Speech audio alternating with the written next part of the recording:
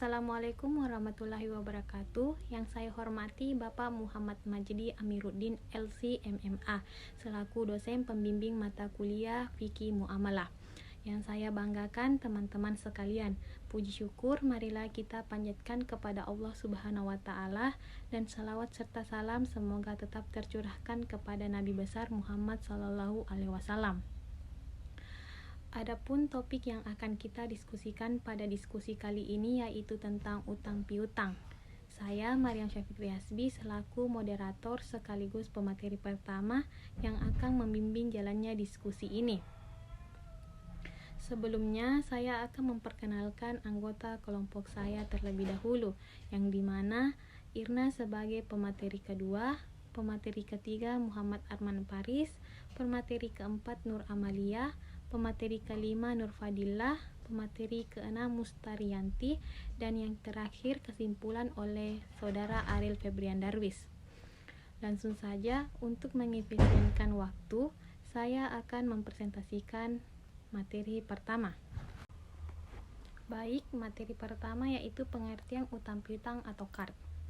Pinjam-meminjam ialah suatu perjanjian yang mana pihak yang satu memberikan kepada pihak lain suatu jumlah barang atau uang yang habis karena pemakaian, dengan syarat bahwa pihak yang lain akan mengembalikan sejumlah yang sama dari barang atau uang yang dipinjamnya. Baik, itulah materi pertama, saya serahkan kepada pemateri kedua. Langsung saja materi yang kedua yaitu B. Dasar hukum utang piutang qardah. Dasar disyariatkannya qardah hutang piutang adalah Al-Quran, hadis, dan ijma. Yang pertama, dasar dari Al-Quran adalah firman Allah Subhanahu wa taala yaitu man dallazi yuqridullaha qardan hasanan fayudha'ifahum lahum ad'afa katsirah wallahu yaqudu wa yastu wa ilaihi turja'un. Artinya, siapakah yang mau memberi pinjaman kepada Allah, pinjaman yang baik menafkahkan hartanya di jalan Allah, maka Allah akan memperlipat gandakan pembayaran kepadanya dengan lipat ganda yang banyak, dan Allah menyempitkan dan melampahkan rezeki, dan kepadanya lah kamu dikembalikan. Sisi pengendalian dari ayat di atas adalah bahwa Allah Subhanahu wa taala menyerupakan amal salih dan memberikan infak fil sabilillah dengan harta yang dipinjamkan, dan menyerupakan pembalasannya yang berlipat ganda dengan membayar utang. Amal kebaikan disebut pinjaman utang karena orang yang berbuat baik melakukannya untuk mendapatkan gantinya, sehingga menyerupai orang yang berhutang sesuatu agar mendapatkan gantinya. 2. Dasar dari As-Sunnah dari Ibnul Mas'ud bahwa Rasulullah bersabda, tidak ada seseorang muslim yang menukarkan kepada seseorang muslim qard 2 kali, maka seperti sedekah sekali. 3. Ijma kaum muslimin sepakat bahwa qard dibolehkan. Dalam hukum qard adalah dianjurkan mahbub bagi mukrid dan mubah bagi muhtarid berdasarkan hadis di atas.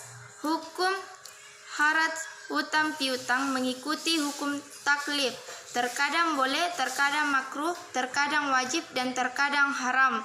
Semua itu sesuai dengan cara mempraktekannya, karena hukum wasilah itu mengikuti hukum tujuan. Jika orang yang berhutang adalah orang yang mempunyai kebutuhan sangat mendesak, sedangkan orang yang diutang orang kaya, maka orang kaya itu wajib memberi utang. Jika pemberi hutang mengetahui bahwa penghutangan akan menggunakan uang untuk membuat maksiat atau perbuatan yang makruh, maka hukum memberi hutang juga haram atau makruh sesuai dengan kondisinya. Jika seseorang yang berhutang bukan karena adanya kebutuhan yang mendesak, tetapi untuk menambahkan modal perdagangannya karena berambisi mendapatkan keuntungan yang besar, maka hukum memberi hutang kepadanya adalah mubah.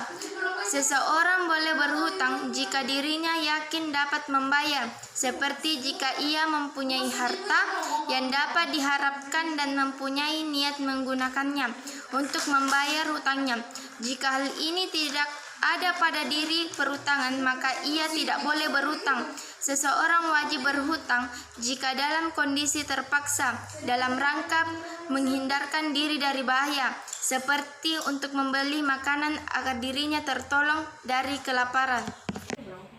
Baiklah, saya akan melanjutkan materi dari pemateri kedua, yaitu tentang macam-macam utang. Adapun macam-macam utang dapat dibagi tiga. Yang pertama, dilihat dari pihak pemberi hutang.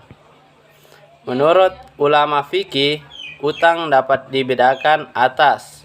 Yang pertama, duyun Allah atau hutang kepada Allah ialah hak-hak yang wajib dibayarkan oleh seseorang karena perintah Allah kepada orang-orang tertentu yang berhak menerimanya. Yang kedua, duyun al-ibad atau hutang kepada sesama manusia. Ada yang dikaitkan dengan rungguhan atau jaminan tertentu dan hak orang yang berpiutang itu diambilkan dari rungguhan tersebut jika orang yang berutang tidak mampu membayarnya. Yang kedua, hutang yang dilihat dari segi kuat atau lemahnya pembuktian kebenarannya dapat dibedakan atas. Yang pertama, duyun as-sihah atau utang piutang yang kebenarannya dapat dibuktikan dengan surat keterangan atau pernyataan tertulis dan pengakuan yang jujur dari orang yang berutang. Yang kedua, duyun al-marad adalah utang piutang yang hanya didasarkan atas pengakuan dari orang yang berutang ketika dia sedang sakit parah yang beberapa saat kemudian meninggal, atau pengakuan yang diucapkan ketika dia akan menjalani hukuman mati dalam tindak pidana pembunuhan. Yang ketiga, utang yang dilihat dari segi waktu pelunasannya dibedakan atas. Yang pertama, duyun al-hala adalah hutang piutang yang sudah tiba waktu pelunasannya atau utang yang sudah jatuh tempo sehingga harus dibayar dengan segera. Yang kedua, duyun al-mujallah adalah utang piutang yang belum jatuh tempo dan tidak mesti dibayar dengan segera. Baiklah, itu saja penyampaian dari materi saya. Baiklah, selanjutnya saya akan menjelaskan mengenai rukun dan syarat utang piutang. Akad berasal dari kata al-aqd yang berarti ikatan, mengikat, menyambung atau menghubungkan. Menurut jumhur ulama, definisi akad ialah pertalian antara ijab dan qabul yang dibenarkan syara' yang menimbulkan akibat hukum terhadap objeknya. Pelaksanaan akad tentu diiringi dengan rukun dan syarat yang sesuai dengan syara'. Adapun beberapa syarat yaitu pertama, dua pihak yang berakad yakni orang yang berutang muqtarid dan orang yang memberikan pinjaman muqrid disyaratkan balik, berakal cerdas dan merdeka, tidak dikenakan hajru artinya cakap bertindak hukum. Kemudian muqtarid ialah orang yang mempunyai kewenangan dan kekuasaan untuk melakukan akad tabarru', artinya yang diutang adalah miliknya sendiri. Kemudian syarat selanjutnya yaitu harta yang diutangkan.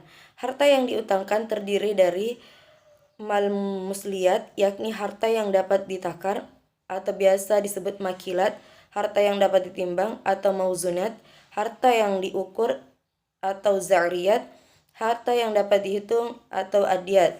Ini merupakan pendapat ulama Hanafiyah. Setiap harta yang dapat dijual beli, baik itu jenis harta makilat, mauzunat, zariyat, adiyat, itu merupakan pendapat ulama Malikiyah, Syafi'iyah, Hanabilah. Al-qab atau penyerahan. Akad utang piutang tidak sempurna kecuali dengan adanya serah terima. Karena di dalam akad qard ada tabarru'. Akad tabarru' tidak akan sempurna kecuali dengan serah terima. Utang piutang tidak memunculkan keuntungan bagi muqtarid, orang yang mengutang. Utang itu menjadi tanggung jawab muqtarid, orang yang berutang. Artinya, orang yang berutang mengembalikan utangnya dengan harga atau nilai yang sama. Kemudian barang itu bernilai harta dan boleh dimanfaatkan dalam Islam atau biasa disebut mal mutaqawwimin. Harta yang diutangkan diketahui yaitu sirat ijab dan qabul. Ijab ialah penawaran yang diajukan oleh salah satu pihak dan qabul ialah jawaban persetujuan dari penawaran yang diberikan oleh mitra. Di sini saya akan menjelaskan terkait dengan materi pelunasan utang piutang. Nah, di mana berdasarkan apa yang telah dipaparkan, utang piutang yakni merupakan sesuatu yang dipinjamkan kepada seseorang dan seseorang tersebut wajib untuk mengembalikannya dalam jumlah yang sama dengan yang dipinjam. Sehingga setiap utang wajib untuk dilunasi. Sebuah pelunasan utang piutang biasanya di awal telah disebutkan dalam suatu perjanjian atau biasa disebut dengan akad. Termasuk cara yang baik dalam melunasi utang adalah melunasinya tepat waktu, pelunasan yang telah ditentukan dan disepakati oleh kedua belah pihak atau biasa disebut dengan pemberi atau penerima utang. Melunasi utang di rumah maupun di tempat tinggal pemberi utang dan semisalnya. Nah, adapun cara pelunasan yang pertama itu bersegera melunasi hutang. Orang yang berhutang hendaknya berusaha melunasi hutangnya segera mungkin, tatkala ia telah memiliki kemampuan untuk mengembalikan uang itu. Orang yang menunda-nunda melunasi hutang ketika ia telah mampu membayar, maka ia dikatakan sebagai orang yang berbuat zalim. Sebagaimana hadis yang diriwayatkan Abu Hurairah, yaitu mengulur-ngulur pembayaran utang bagi orang kaya adalah kezaliman. Dan apabila seseorang di antara kalian dialihkan atau pembayaran piutangnya kepada seseorang yang kaya, maka hendaklah dia mengikuti. Banyak orang yang berhutang tanpa memikir panjang bagaimana ia membayarnya, pada akhirnya hanya mengobrol janji yang akan dibayar besok, lusa, yang tidak pernah ditepatinya. Nah, di sisi lain ada pula yang senang menunda walaupun sebenarnya ia mampu untuk melunasinya atau mencicil, akan tetapi ia mendahulukan keperluan lain. Nah, hal ini sangat berbahaya karena dalam hadis di atas telah dijelaskan bahwa orang yang menunda-nunda pembayaran hutangnya, ia termasuk adalah orang yang zalim. Nah, cara yang kedua itu memberikan penangguhan kepada orang yang kesukaran. Nah, pemberi pinjaman dapat menagih pengganti harta yang ia pinjamkan kapan saja yang ia mau setelah peminjam menerima harta tersebut. Tidak semua orang berhutang mampu membayar dan melunasi hutang sesuai dengan tempo yang ia tentukan. Jika orang yang berhutang tidak memiliki cukup uang untuk membayar utang, ia disebut dengan insolvent atau bangkrut dalam hukum perniagaan Islam. Nah, adapun bagian dari memberikan penangguhan kepada orang yang kesukaran, yang pertama memberikan perpanjangan waktu. Memberikan perpanjangan waktu kepada orang yang kesulitan membayar hutang merupakan suatu keharusan yang dianjurkan di dalam agama Islam. Sebagaimana firman Allah Subhanahu wa taala yang berbunyi, "Dan jika orang yang berhutang ini dalam kesukaran, maka berilah tangguh sampai dia berkelapangan dan menyedekahkan sebagian atas semua utang itu. Lebih baik bagimu jika kamu mengetahui." Nah, yang kedua, ada penghapusan sebagian atau keseluruhan utang. Berdasarkan Quran Surah Al-Baqarah ayat 280 dijelaskan bahwa apabila si peminjam tidak mampu membayar atau melunasi utangnya, maka lebih baik menyedekahkannya. Sedekah tersebut dimaksudkan yakni menghapus kewajiban si peminjam baik sebagian maupun secara keseluruhan. Jadi, niatkan pada saat pemberi pinjaman kita ikut membantu meringankan beban sesama, ikut mengatasi kesulitan, atau meningkatkan kesejahteraan orang lain, bukan untuk menyengsarakan orang. Nah, yang ketiga ada pengembalian melebihi jumlah pokoknya. Pemberi pinjaman tidaklah diteralakkan dalam kehidupan manusia dan agama Islam pun memperbolehkannya. Akan tetapi Islam tidak menganjurkan tindakan peminjam yang digunakan untuk pemenuhan konsumsi yang berlebihan, dan perlu diingatkan pula bahwa setiap utang atau pinjaman wajib dikembalikan. Selain itu, pinjaman di mana ada tuntutan akan tambahan yang melebihi jumlah pokok menjadikan hal tersebut tidak sah karena disamakan dengan riba.